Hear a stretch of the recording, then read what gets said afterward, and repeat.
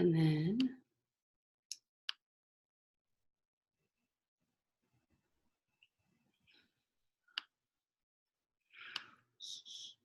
just umbrella pack. Next.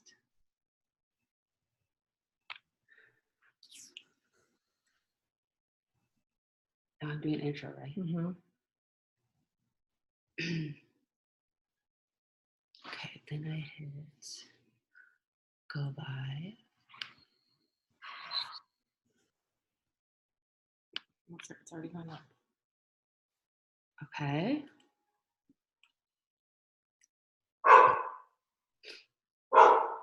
Through YouTube and No, it doesn't do both. We're going Facebook. Okay, everyone. Welcome to the, we're good? Welcome to the 42nd Congressional Candidate Forum. We really appreciate you being here. Umbrella Pack sponsored and has put together this event in order to provide the coverage on the issues for candidates running for Congress. We really appreciate you being here. Umbrella Pack was founded by a group of women who fundamentally believe that representatives should talk about policy and represent their constituents based on policy. So we really appreciate you being here. I would like to start by thanking both Liam and Regina for holding this event with us. And we're particularly excited that it's online for people who work or can't necessarily go to an event in the evening. So hopefully this provides more clarification as to where you guys stand and what you believe in. Just to run through the format, you guys are going to start with your candidate statements, why you ran, how long you've lived here, the things that inspired you and should inspire people who want to volunteer for you. Then we're going to have a lightning round of just yes or no questions and about 10 open-ended questions where you get 2 minutes to respond. And there will be like a rebuttal, like if you ask for further clarification from each of you. So hopefully this will be just under an hour. I really want to thank our executive producer, fact checker, and social media guru, Katie Simpson over here, and Mindy Linfesti and myself. Well, hopefully this helps out the community and gets us where we need to go. So on that note, Mindy, do you want to say a couple words? I'm just thankful that they're both here today, and we look forward to asking you these questions. And yeah. And the other thing I would like to say is, like, you guys, there's no county that's ever too red. There's no county that's ever too blue. Ultimately, this is about civic engagement so that democracy flourishes. So please get involved with these candidates or other candidates you believe down ticket. That's the only way you're going to ensure that traffic is solved. The environmental policy is what you want. Foreign policy is what you want. So civic engagement is where like democracy lives and dies. So we think that this is really important.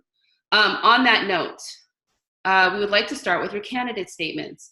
And we did a coin toss, and Liam picked heads. And so he gets to go first. And Liam, you get 2 minutes.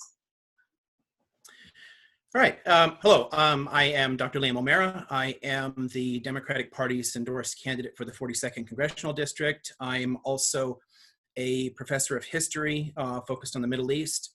And formerly, I've been everything from a longshoreman to a fry cook. I was the first person in my family with a college degree. And that gets to why I'm running, because as a professor, I have to look my students in the eyes and see in them their sharply diminished opportunities in this country after 40 years of steady decline in the real economy, in wages, in living standards. And I think that we need to return to the bold social democratic visions that created the middle class in the first place. Now, as you said about, no District 2 red, we have to acknowledge the 42nd is Trump land. He did win this district by 12 points. But as dishonest as he was, he did run as a populist. And the answer to a right populist is a left populist, not a milquetoast centrist. That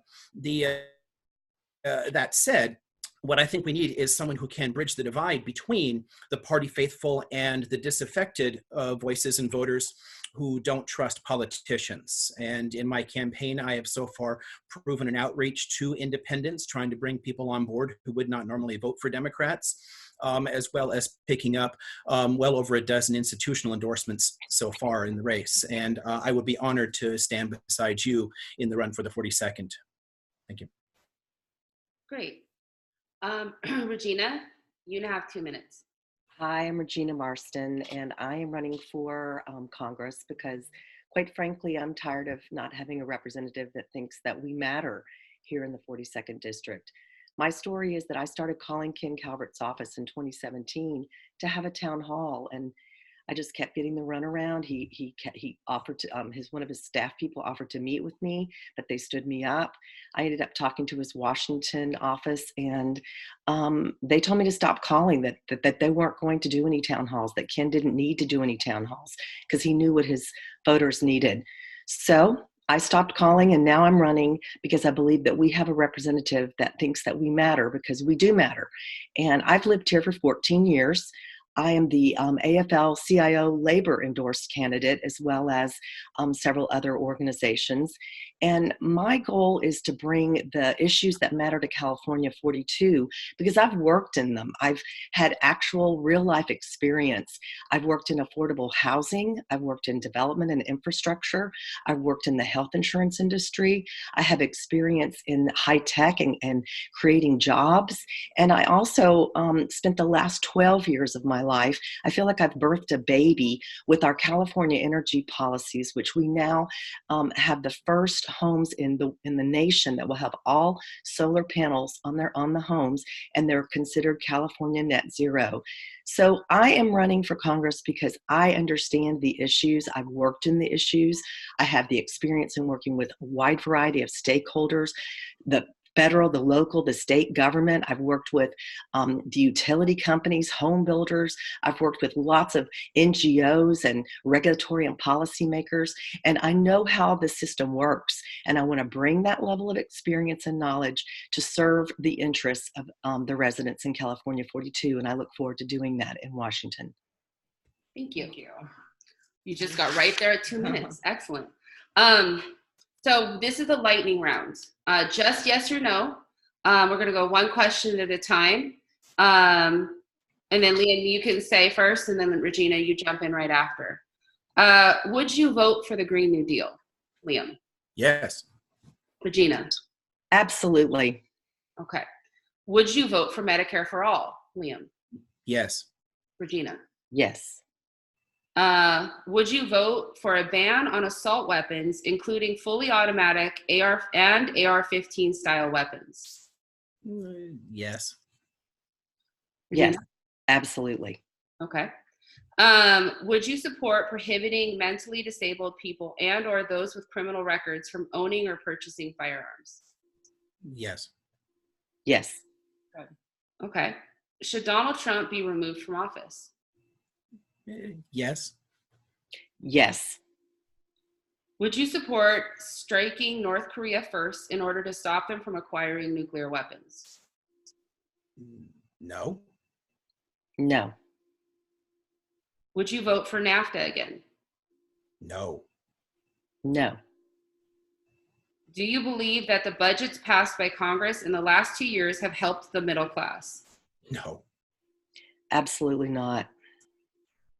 Should American officials who were involved with the American government's use of torture after 9/11 be tried for their actions? Yes.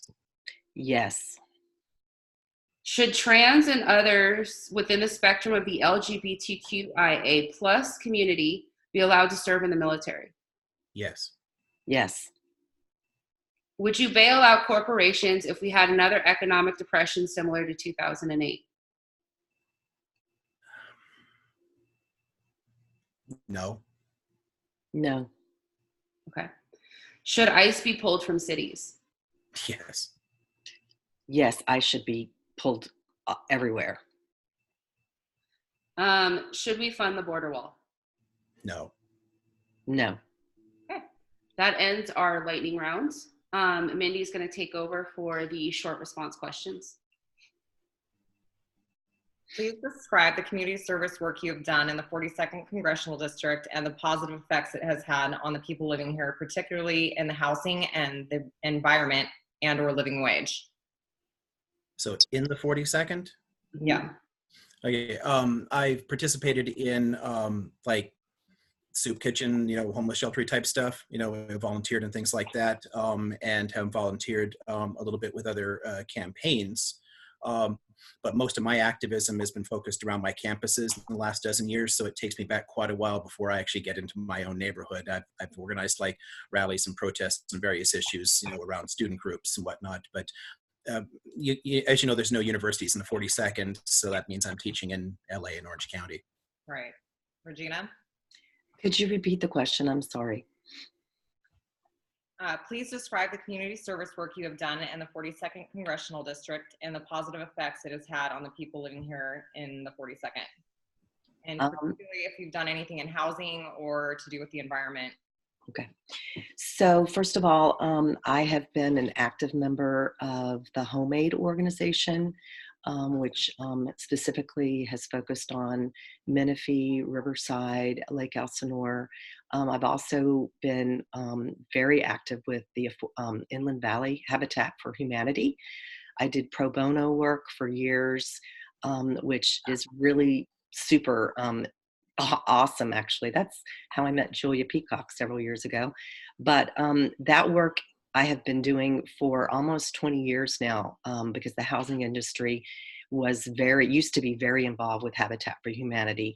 And so I have done that for a long time. I also was the co-chair for Murrieta's Relay for Life campaign my first 3 years here in Murrieta, because I founded it in Lake Nona, Florida. When I moved out here, I got involved. So I was the co-chair for 3 years. And as far as pro bono work, I worked for a nonprofit doing a lot of the work for the environment, but I think I only got paid for 8 hours a day, and I worked about 14 for the state of California. So I consider that pro bono, actually. So that's the work that I've done to push forward environmental policies that have greatly helped our state. Any follow-up? No, we're good. Okay. Next question. If elected, what are the most important issues to you that you plan on addressing? For me, in the race overall, I tend to connect most of my major policy areas in some way back to economics and dealing with our steady decline in living standards and wages. I would want to address the tax policy that has actually kept our wages down and whatnot. And one of the main reasons to start there is because it's issues like this that made Trump viable in the first place. And if we don't start talking about the real issues, then we're not going to solve the problem that created him in the first place and that could create worse than him. Another reason to deal with that is because so many of the other areas that matter to me, like healthcare, the Green New Deal, and et cetera, all do require funding. So if you can have those conversations on how we actually fund things and how investments have actually worked in social democratic societies, we can actually get somewhere. Right. I mean, the simple fact is we've declined to 17th in the world in living standards, and this is unacceptable to me. Regina? Well, the first thing that I want to focus on, there's really 3 priorities for me when I go to DC. And obviously the first is climate change and addressing the Green New Deal in a global manner. That is going to be the first thing that I'm going to focus on. And I'm hoping that one of the Democratic presidents will also be focused on that as well. The second thing I think we have to make sure is that we have affordable care. The Affordable Care Act is protected in the short term while we're working towards a long-term strategy for covering everyone with health care. So those are the 2 areas that I'm really going to focus on. And obviously the third thing has to do with our economy and all of the social injustice that has happened over the years through the areas that have lost a lot of jobs. And Many of those jobs have not been replaced due to, quite frankly, lack of economic development in the areas that the people are still living in. So we have to address from a global perspective, how can we get these people back to work? And the Green New Deal is the first and foremost way to do that. We've done that here in California. We've created more jobs in the solar and clean energy sector. Our climate credit works. And so that is where I'm going to put my emphasis, because that is also going to be the best way for our region to move forward in making sure that we don't have just logistical and warehousing jobs that don't offer benefits and healthcare and good wages, and also making sure that the unions have a voice at the table. We have to get back to the unions bringing a strong voice of the worker to the table. So that's going to be my priorities when I get to DC. I'm going to push back on both of you. Ready? So here's the question for both of you guys. Currently, a lot of the 42nd drives out of the 42nd for their employment. So there seems to be a common theme with both of you over the Green New Deal. How would you bring the Green New Deal employment to the 42nd and ensure that people don't necessarily have to drive off the 15 or the dreaded 91 in order to get to a job? Well, there's a lot of long-term economic development that we need to do, laying down better infrastructure for the area. Education is a good one out here. The fact that there's not a single university in the 42nd impacts the overall levels of education, which does affect the kinds of employers who will move out here and set things up. Beyond that, there are a number of state programs you can push with, as well as federal programs that could bring money in to lay in a lot of the new power infrastructure. The fact that we have ample sunlight in Southern California, as well as tons of open land still out here, does mean that there's a good role we can play in powering the entire region as we move more toward renewables, solar and wind. My father's out on the Mesa in the high desert, and they've been developing tons of wind power out there for ages. I'd love to see a lot more wind and solar developments in the area. The simple fact is, while the traffic is a huge issue, and believe me, I drive more than 32,000 miles a year to teach on campuses in 3 different counties, and I live in a 4th, this one. So I know what this is like, but it's more than a third of the residents out here have to commute out. And as long as we have the extremely high housing prices in general, you're going to build more and more bedroom communities out here. No matter how much you widen those freeways, it's never going to solve the problem. We need to build up the local economy so that people have opportunities here at home. And Regina mentioned the logistics issue. That's a huge one there. As it stands, 43% of American jobs are at risk of being automated away. And this is not just manufacturing anymore. It's the service sector. It's tons of warehousing and logistics. It's driving.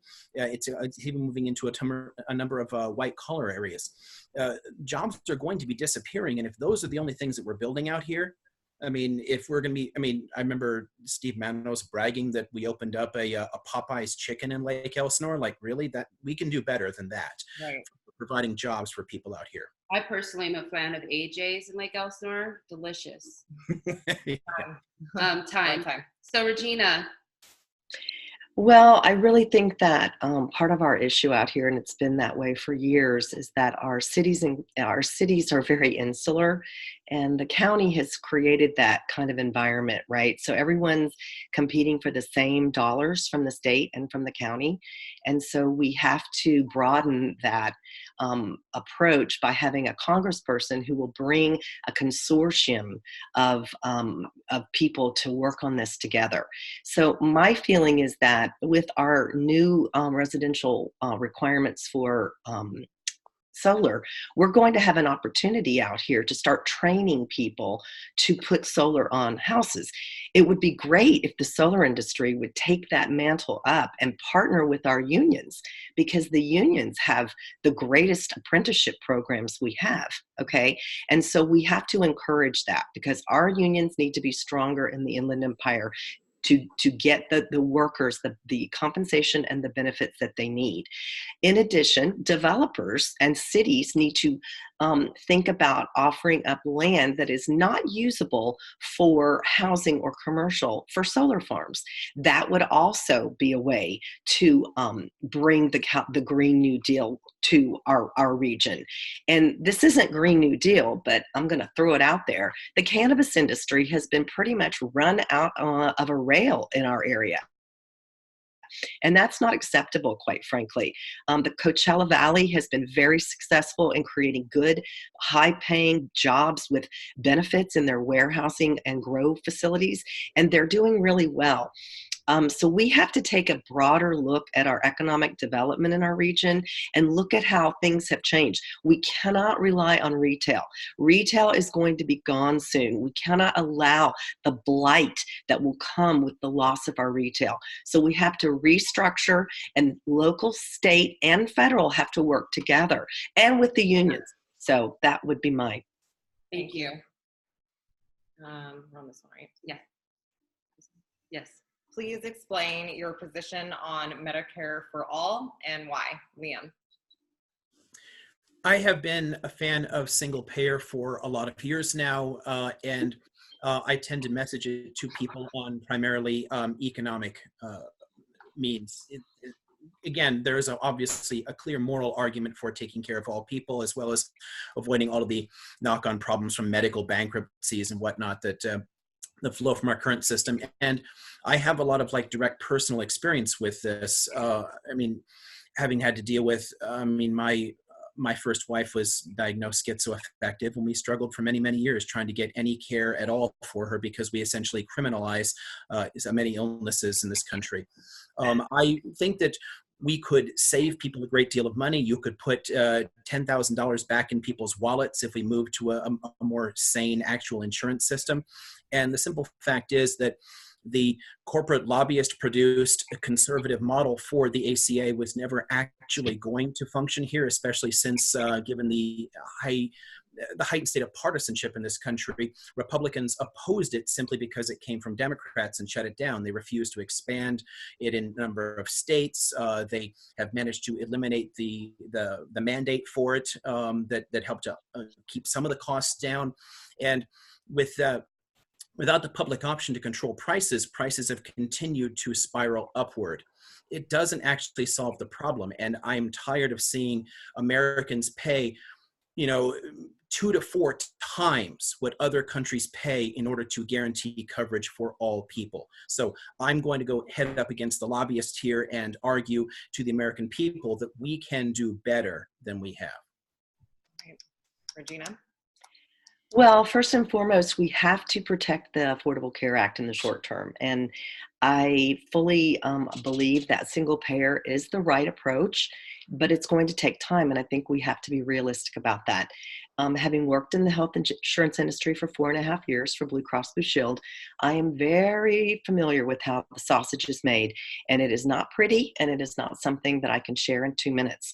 But what I will say is that, first of all, we could offer the Medicare option for those who are 50 and older, who do not have coverage at all, and who, for whatever reason, do not want to purchase the Affordable Care Act, or maybe they don't have insurance in their state that has been made available to them with such limited providers in many states. Covered California has done an amazing job. We are a success story, and that is not by chance. That was by design. So it seems to me that we would be well to take our own state's policies forward, which is what I want to do. And also I want to use my insurance background, because knowing how insurance is rated and how the premiums are decided is a very complex mathematical problem. And we all have to understand that insurance is not for insuring our health. It's for making insurance companies money. So with all of that being said, I would definitely want to first and foremost protect the ACA, and then work with our congressional representatives from California and other states to push forward legislation that would ensure that we have a single payer option. And it may have to be in a variety of steps. It may have to expand outward through expansion of Medicaid in certain states. We may have to do things that states aren't going to like in order to get this done. But it's going to be a process that we will have to bring everyone to the table once again, because the insurance agency is not going to go easily. Thank you. Thank you. Next question. What gun reform measures, if any, would you vote for if elected, and why? Liam. I will vote for anything that seems like it's going to deal with the problem, but I'm also willing to run with and actually propose a range of policies that we have seen working in other countries already. I would like to see a national registry of what actually is available. There's 2 countries in the world that don't actually have any restrictions at all on what people have, or any kind of like national registry, and I don't like being in the same company with Yemen in this. I would like to see a national training and certification program so that we know that people know how to use and store what they do have.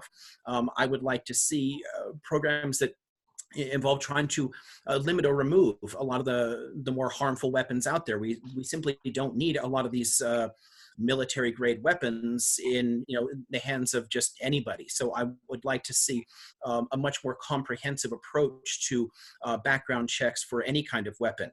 As it stands, tons of material that's collected by local law enforcement and whatnot never even makes it into the federal background checks. So we have constant problems and failings in that kind of background. The actual studies for people. I'm rambling. But there's a whole range of of complex interconnected solutions that we need to move forward here in order to limit who has what and to know who has what. Okay. Thank you. Regina? Well, there's a wonderful bill sitting on Mitch McConnell's desk that pretty much covers most of the things that I think are important. Comprehensive gun reform includes, closing the boyfriend loophole, the red flag laws. I mean, we have to have a law very similar to California's where physicians and other people can tell law enforcement what's going on with a patient, with a loved one. I mean, the gun show loopholes have to be closed. I mean, these are not rocket science things, and it's pretty appalling that we're still talking about this many years later. And first and foremost, the assault weapons ban should never have been allowed to be sunset. I think I'm mad at myself because I was not as active back in 2004 because I think I would have really had a holy hell raising time. But we have to reinstate that as soon as possible. So I'm going to go to work in DC to push forward the bills that our congressmen have already put on the table, and let's get this done. I mean, it's just has to be done. We should no longer be afraid to send our children to school or go to a mall or an outdoor event.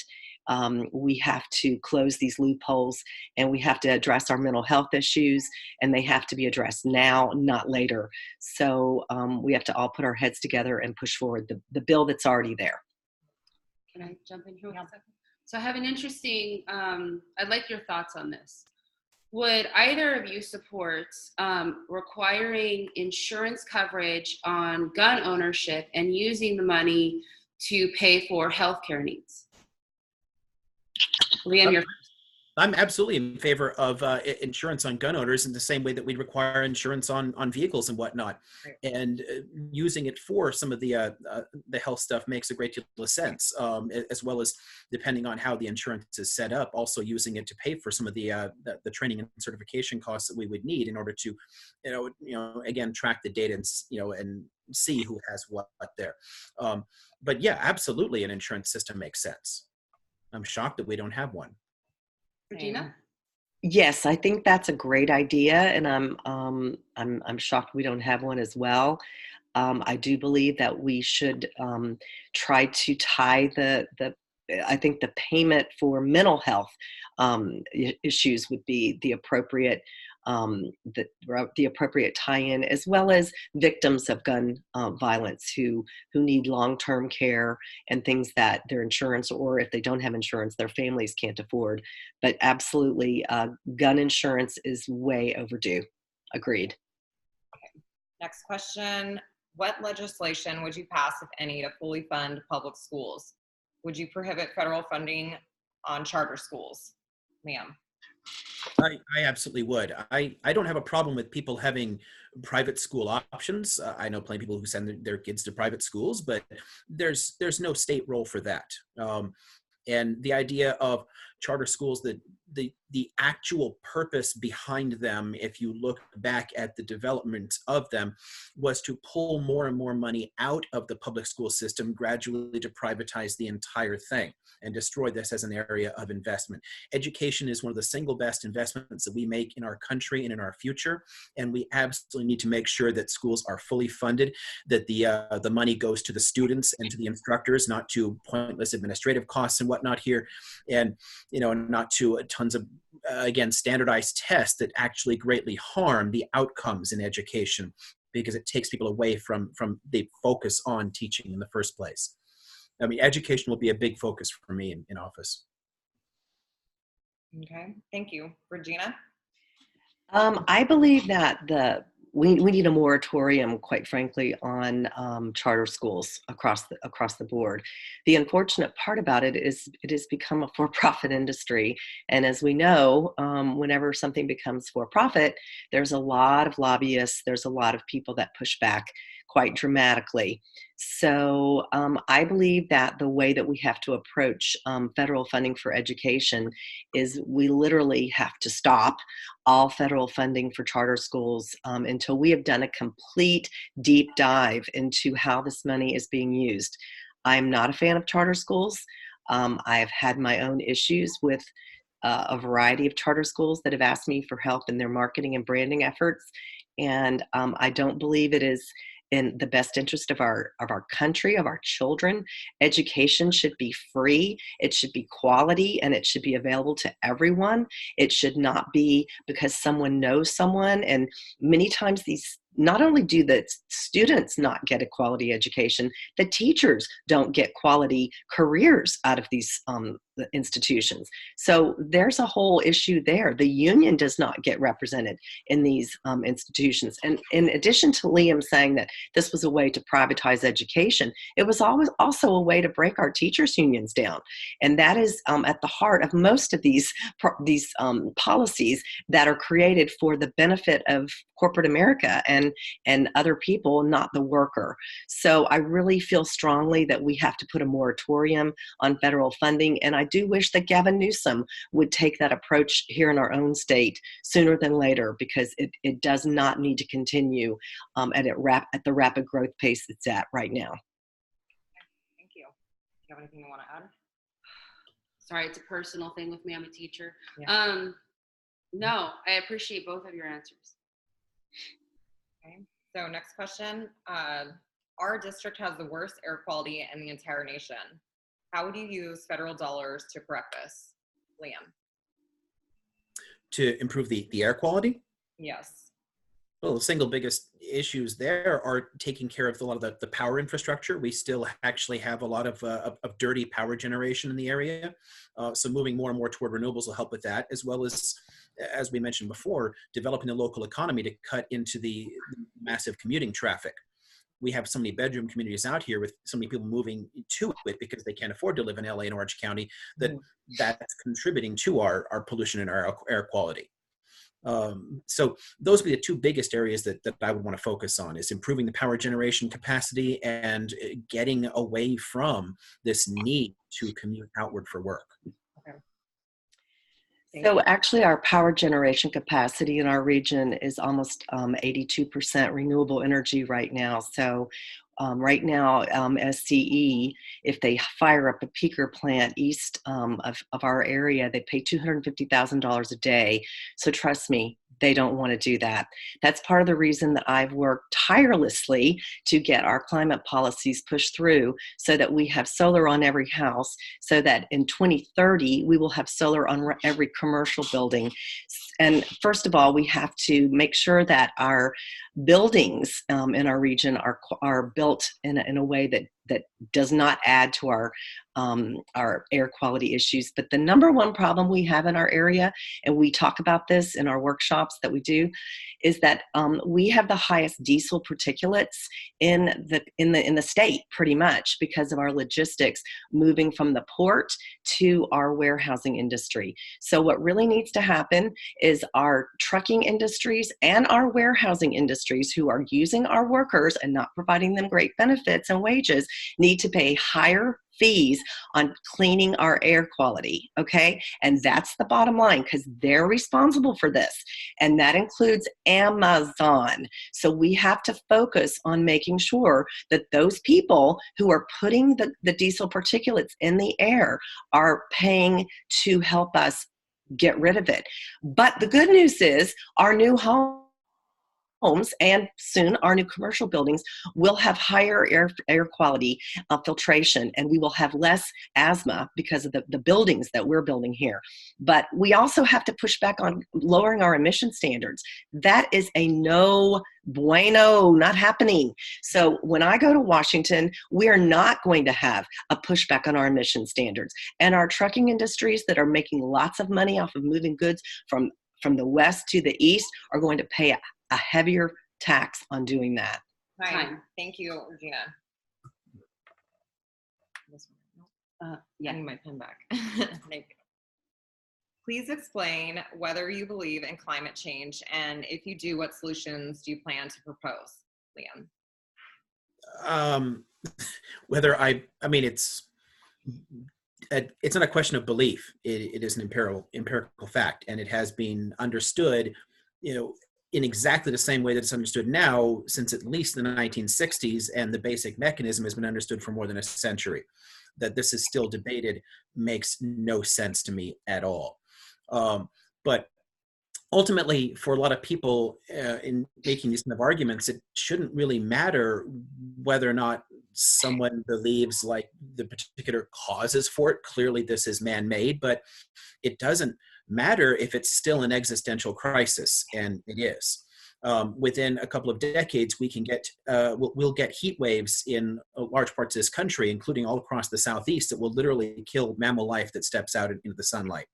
And this is a significant problem. It's going to create ripple effects that are going to take down one species after another. That could affect, crop yields, tons of things that we actually depend upon. This is a significant crisis. As with so many things, it can't be something that you just attack piecemeal. It has to be something that you deal with systemically. And that involves dealing with the actual causes for this. Our basic economic model, our idea of like indefinite development and pursuing short-term profit at all costs is a problem there, as well as our movement away from sensible investment. I mean, investment is how we made the country rich in the first place. We could use that in the Green New Deal format, to do something akin to the space program, where we dump a bunch of money into these things. I mean, we used to be the world leader in solar cell investment, and we have ceded both to China because we stopped actually driving a lot of this investment at the national level, at the federal level, and pulled more and more money away from the universities, which forces them to chase after the different companies and whatnot. It's a downward spiral for us. So I want to see significant investments again, and a discussion of the overall systemic. Thank you, Liam. Regina. Next. No, Regina. Oops, sorry, Regina, go ahead. Well, if I didn't believe in climate change, then I've wasted the last 14 years of my life. So yes, I absolutely believe in climate change. And the way forward is to deal with the increase in GHG the way that California has. And I hate to keep bringing it back to that, but you don't need to reinvent the wheel. We have done the work here in California. We've done the work in New York. We've done the work in Washington State. There's a lot of states that have done the work that we need to do nationally. As far as what we need to do, we have to make sure that our buildings are built more energy efficiently. We have to make sure that our emission standards are increased where appropriate. And quite frankly, I think it's everywhere. I think that's where appropriate. There's not an area in this country that doesn't suffer from poor air quality. So we really need to step back and look at how this happened. How it happened is that we ignored the simple fact that our earth is warming, and by adding buildings and concrete and airplanes and all the other things that create carbon, we have created it's unsustainable. In 10 to 12 years, it will be unsustainable. If people in Florida and other coastal regions don't take this seriously, it's going to be a bad thing. And unfortunately, some of our southern states are still reliant on coal-powered electricity and on coal in general for many of their jobs. But we can do this. We can do this through launching the Green New Deal, and we can take the blueprint that California has established. And I launched the climate credit that works. You get it twice a year on your electric bill. I launched it in 2014, and we can make this work because we've done it here in California. And all we have to do is follow the blueprint and continue it across the country. So that's what I want to take to Washington. And I'm excited about that opportunity. Okay, thank you. Let me do one thing. Guys, it's your first day in office. You're passionate about this. What's the one policy proposal, like the one thing you're doing with regards to climate change, since you both feel very passionate about this? You get one option. In terms of any kind of action or? Yeah, no, like legislation. Like you're writing the bill. The first thing on the bill says this with regards to the Green New Deal climate change situation. Is it taking on the, auto industry and how they deal with carbon emissions, that sort of thing? You get one, you get to put one thing on that bill. What are you putting on it?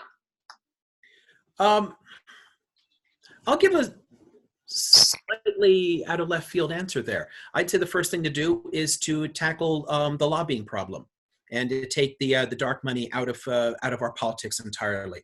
Because as long as the lobbyists are calling the shots, we're not going to get through any of the deeper systemic things that we need to do in order to correct this actual problem. As long as you have the fossil fuel industry writing checks to hundreds of people in Congress, they're not going to vote for any serious reforms. And that ultimately is the bigger problem for me. It's the amount of money that there is in our politics and the corrupting influence of that. It'll be a lot easier to have these kind of conversations nationally if we can actually listen to the voters and do what is in the best interest of the voters and not what is in the interests of the wealthy elites who actually call the shots. I like to joke that people in Congress should be wearing NASCAR jackets with their owners because it's not us. Regina, number one. The number one thing I would want to do would be to institute the building standards that we have just put in place for Title 24 here in California nationwide. The built environment is one of the biggest uses of energy. 62% of our energy is used by HVAC systems. So if we simply took our Title 24 requirements and put it into a national platform for every building, every home, we'll start with homes first, and took that across the country, we would significantly reduce GHG.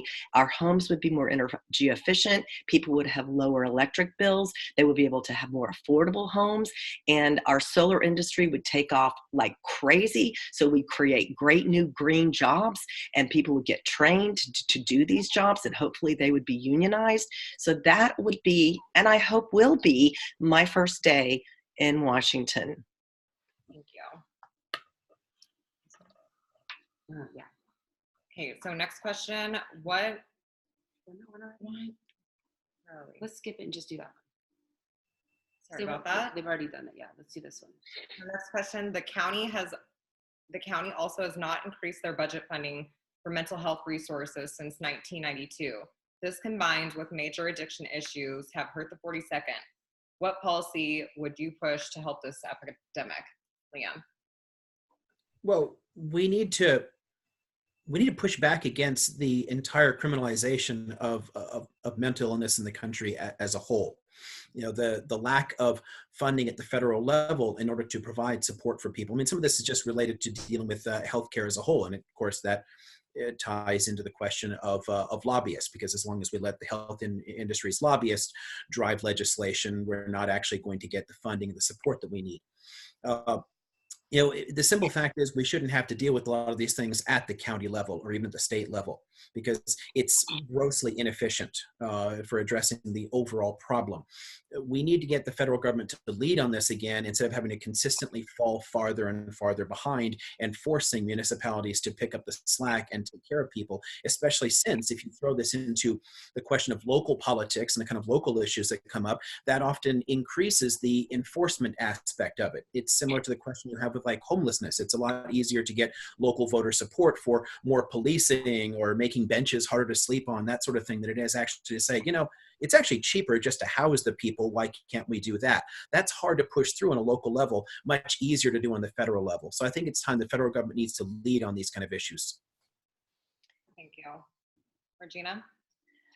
I think the federal government does have a responsibility to reinstate the mental health programs that were destroyed during Ronald Reagan's tenure.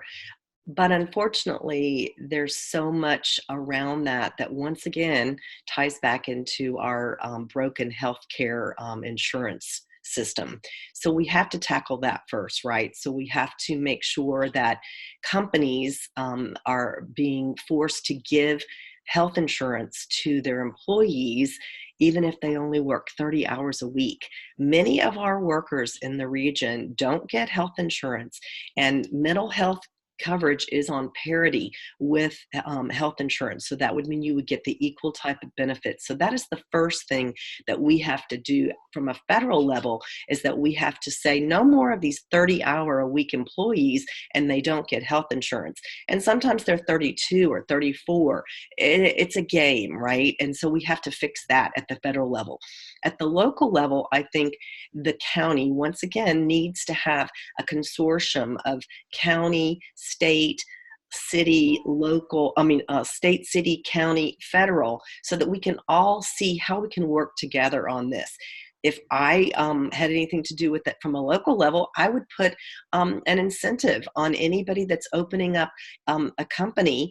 I'd work with the unions on a community development agreement to make sure that if you're wanting to build a new warehouse, you have to offer mental health access at your facility. So there's ways of doing this without burdening the company if they do not have any mandate to provide health insurance at a 30 to 32 hour week. So we have to be creative about these things, but the county does have a responsibility to look at that, and they can do that when they give someone the right to build a logistical facility or other kind of facility. Okay, thank you. I have one more question. Go ahead. Okay, so I'm going to hit on women's issues. Well, let's be honest, human issues.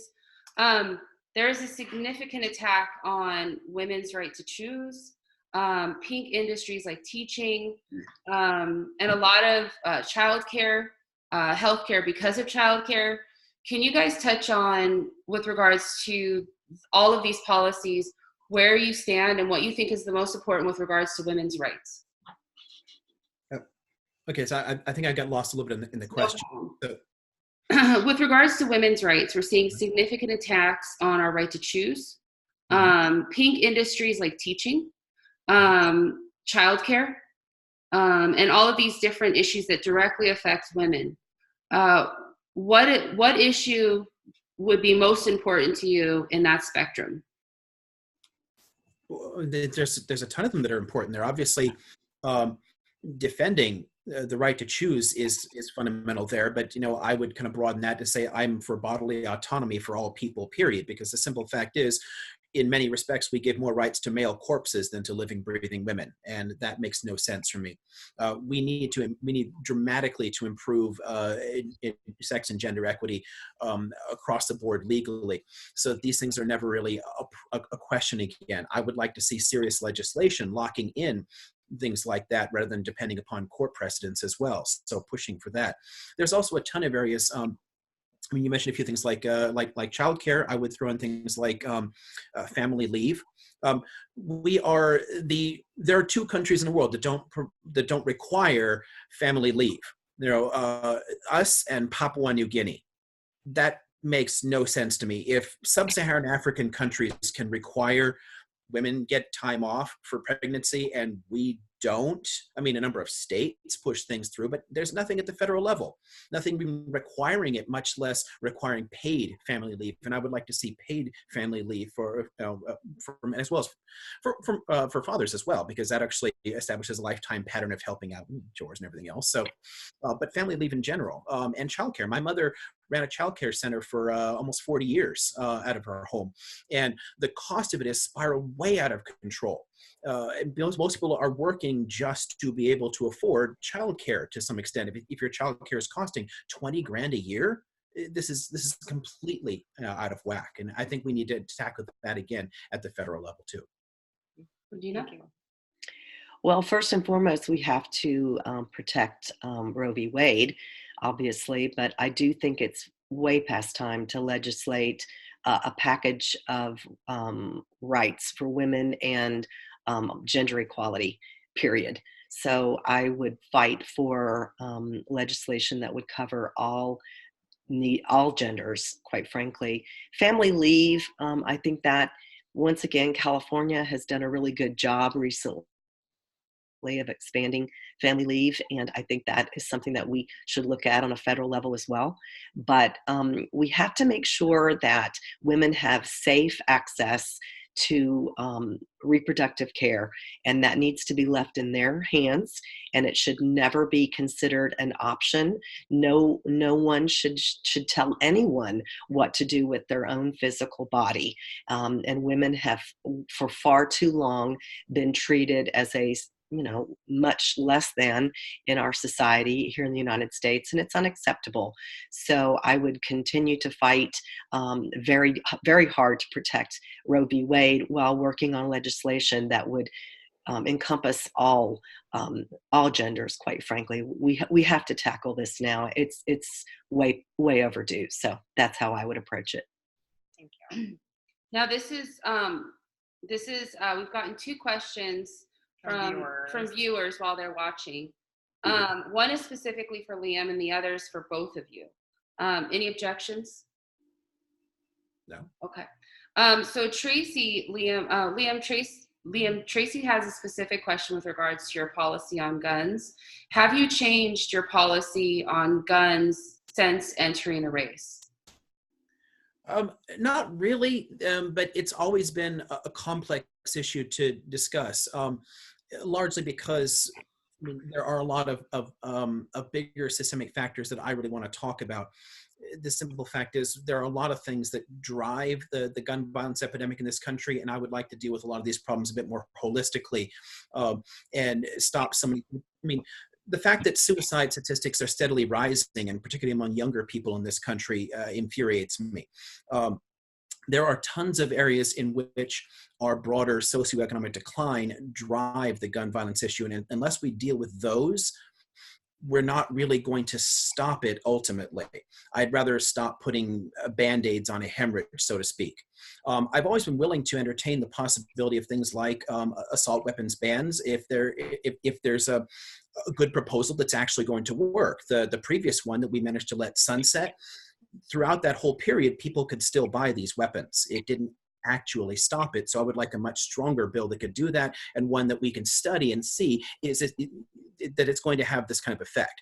It's absolutely something we need to look at, but we need to make sure that it's going to be effective, so you're not having a huge partisan fight over something that isn't going to solve the real problem. Okay. The second is for both of you. The question asks what your position is on schools and communities first. It's a state legislation. Do you guys? I'll explain it. So schools and communities first, and I'm going to be very specific here. Schools and communities first changes the measure of taxation on corporate property. Has nothing to do with home ownership. Doesn't change the tax structure of anyone who owns a home.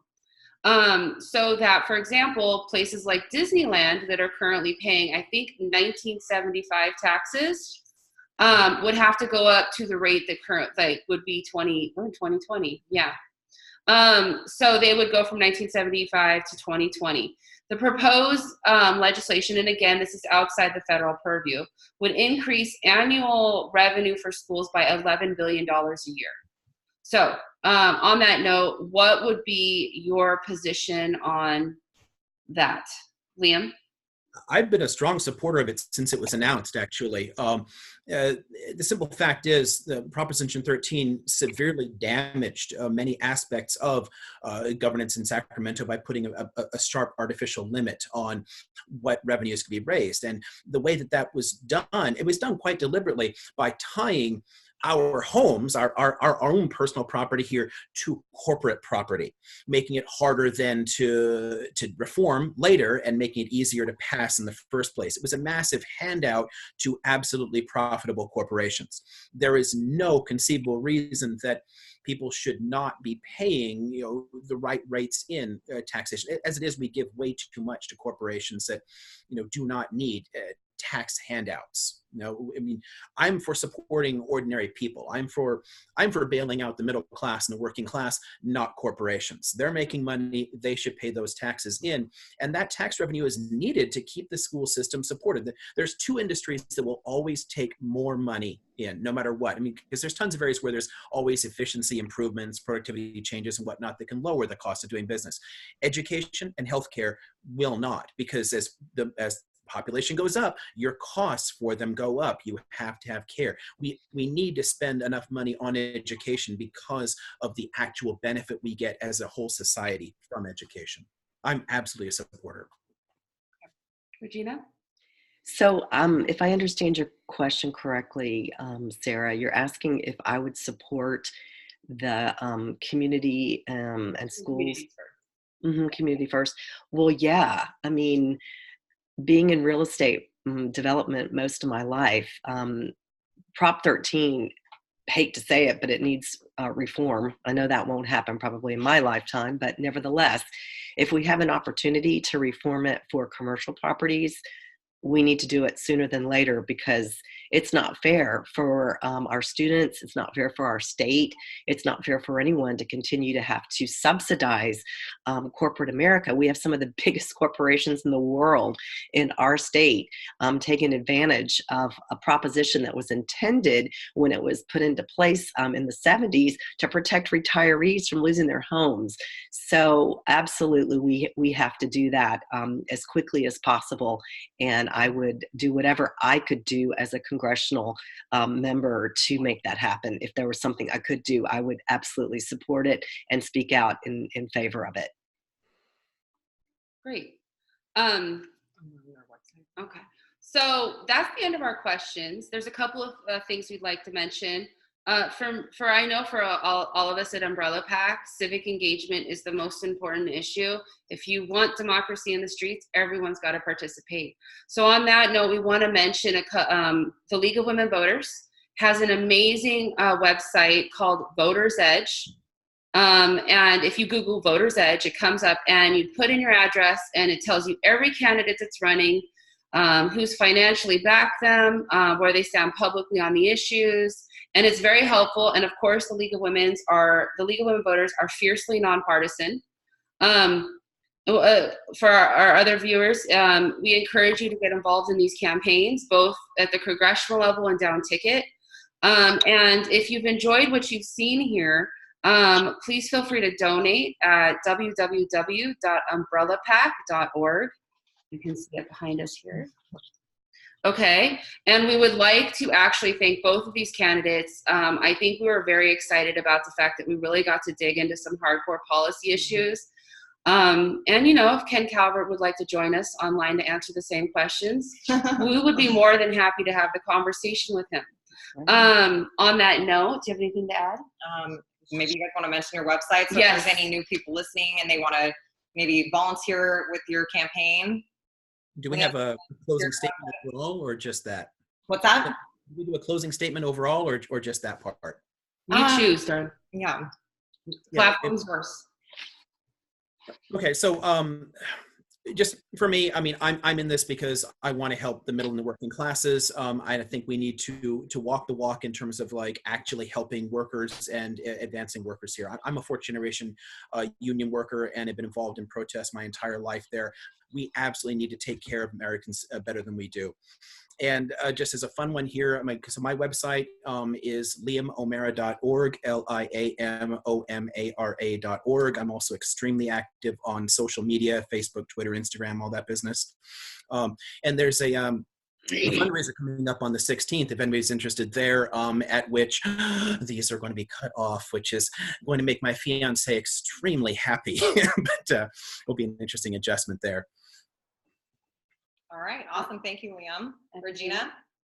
Well, I just want to thank everyone who joined us today, because this is, as Sarah said, really important to engage with the process. I think we all found ourselves disengaged and kind of assumed that our representatives actually cared about us. And it's been a rude awakening for me. And that's why I got involved in this. And I'm going to Congress because I want to work for everybody. I want to represent the lowest socioeconomic to the highest socioeconomic family, because I think we all have something to bring to this country, and we all deserve our voices to be heard. I think my experience and my background is varied, and it brings forward all of the things that we need here in our district. And I want to take that experience to DC and make sure that I'm ready to represent the constituents here. I think it's important that we all work together and we don't have any unnecessary backbiting and things like that. I think this district needs to be cohesive. So I think that we should all work together to make sure that candidates are being supported across the board. And I'm doing the best that I can. We have several town halls coming up. The first one is January 30th in Corona at the Corona Center City. And I'm sorry, Center Circle. Then we have one in Lake Elsinore, one in Menifee, one in Marietta, and one in Temecula, with several other powerful women who are running across the Democratic ticket.